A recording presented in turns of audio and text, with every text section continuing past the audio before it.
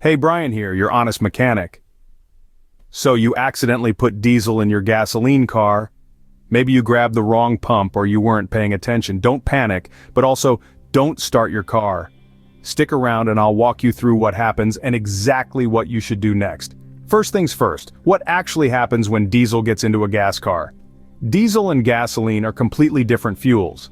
Gasoline ignites with a spark, while diesel relies on compression to combust. That's why diesel engines are built differently from gas engines. If you try to run a gasoline engine on diesel, you'll have problems. Big ones. Diesel is thicker and oilier than gasoline. When it mixes with gas, it clogs up the fuel injectors, fuel filter, and fuel pump. This can damage your car's engine and make it impossible to start. Now, if you haven't turned the engine on yet, you're in luck. Here's what you should do.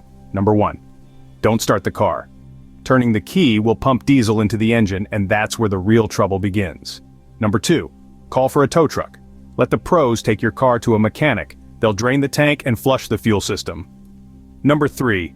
Be honest with your mechanic. Tell them exactly what happened so they can fix it properly. Here's what the mechanic will likely do to fix the issue. Flush the fuel lines to remove all traces of diesel.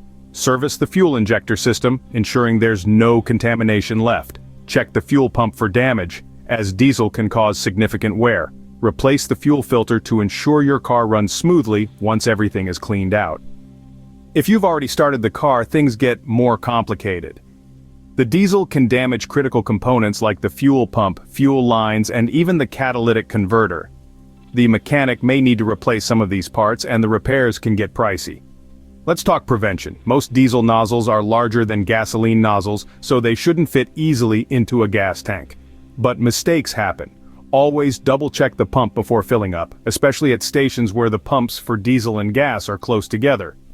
Here's the bottom line.